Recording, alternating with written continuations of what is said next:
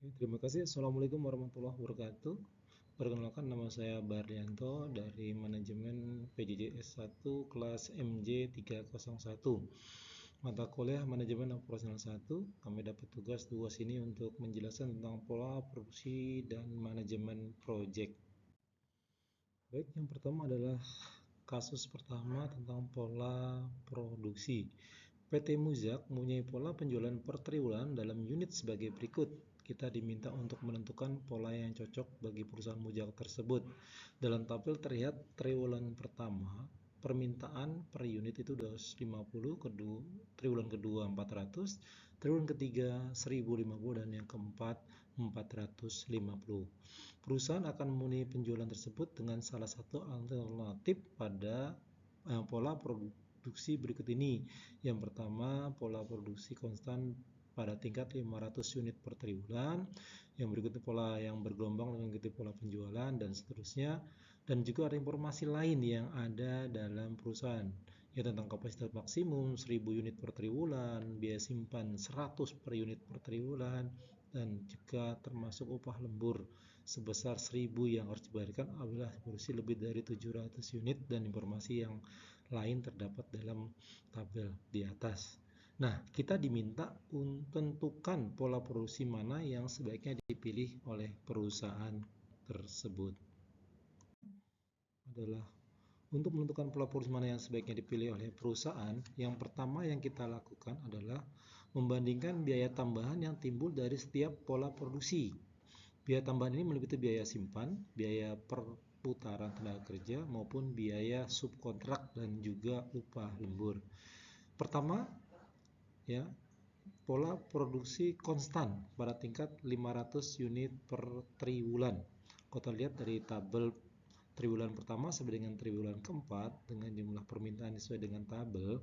Kita lihat biaya tambahan. Yang pertama, triwulan pertama 25.000, kedua sebesar 35.000, ketiga 400.000, dan triwulan keempat ada 5.000, sehingga total pola produksi konstan memiliki biaya tambahan sebesar Rp465.000. Baik, yang kedua, yang berikutnya adalah tentang pola bergelombang.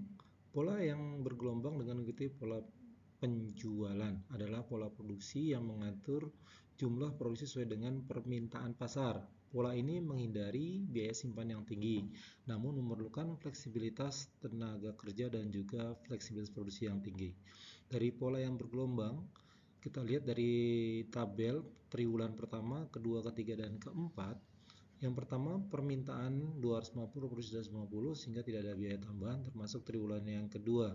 Sedangkan triwulan ketiga dengan permintaan 1050 produksi 1000 persediaan 50, maka ada biaya tambahan sekitar 420.000, termasuk juga biaya yang triwulan keempat ada tambahan 20.000, sehingga totalnya pola bergelombang dengan mengikuti pola penjualan memiliki biaya tambahan sebesar Rp440.000.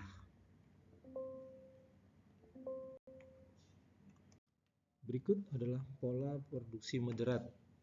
Pola produksi moderat dengan ketentuan bahwa untuk triwulan pertama dan kedua berproduksi pada tingkat 450 unit, dan kemudian pada triwulan ketiga dan keempat berproduksi pada tingkat 850 unit. Berikut tabelnya. Kita lihat setelah kita input antara triwulan pertama permintaan produksi 150, produksi 450, maka biaya tambahan sebesar 20.000. Triwulan kedua sebesar 25.000 untuk biaya tambahan, yang ketiga 175.000, dan keempat 195.000. Sehingga total untuk pola produksi moderat sebesar biaya tambahannya Rp415.000. Nah, dari tabel di atas kita dapat memiliki bahwa pola produksi moderat memiliki biaya tambahan yang paling kecil, yaitu Rp415.000. Oleh karena itu, pola produksi moderat adalah pola produksi yang sebaiknya dipilih oleh perusahaan. Berikutnya adalah case yang kedua, yaitu tentang perkiraan waktu untuk proyek pembuatan lini produksi pada sebuah produk elektronik di Tangerang. Ini adalah tabelnya, kegiatan, waktu, jam, dan pendahulu. kita diminta untuk pertama menggambarkan jaringan proyek, dan yang kedua adalah hitung slack time-nya dan tunjukkan jalur kritis pada proyek ini. Berikut jaringan proyeknya. Jaringan proyek ini terdiri dari 7 kegiatan yang dilampangkan dengan huruf A sampai dengan huruf G. Dan durasi masing-masing kegiatan yang ditulis dalam kurung. Contohnya A adalah 6, C 5, dan seterusnya. Jaringan proyek ini menggambarkan urutan dan juga ketergantungan antar kegiatan-kegiatan dalam suatu proyek. Berikut adalah menghitung slack time. Slack time atau waktu longgar adalah selisih antara waktu terakhir dan waktu terawal yang diperlukan untuk menyelesaikan suatu kegiatan tanpa mengganggu jadwal proyek. Untuk menghitung slack time, kita perlu menentukan waktu terawal ES dan juga EF dan waktu terakhir LS dan juga LF pada setiap kegiatan. Cara menghitung slack time menggunakan rumus slack time, yaitu LF diambil EF atau LS diambil ES. Nah, kita sambil contoh di D, kegiatan D, slack time-nya adalah LF dikurangi EF, jadi 18 dikurangi EF-nya adalah 17, jadi sama dengan 1 jam.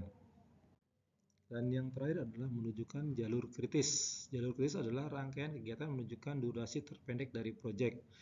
Jalur kritis dapat diidentifikasikan dengan mencari kegiatan yang memiliki slack time mendekati 0. Berikut adalah jalur kritis dari proyek ini, yaitu A, kegiatan A, C, D, F, dan G. Kalau kita jumlahkan 6 tambah 5 tambah 6 tambah 8 tambah 4 sama dengan 29. Jadi jalur kritis memiliki durasi 29 jam yang merupakan durasi terpendek dari proyek ini.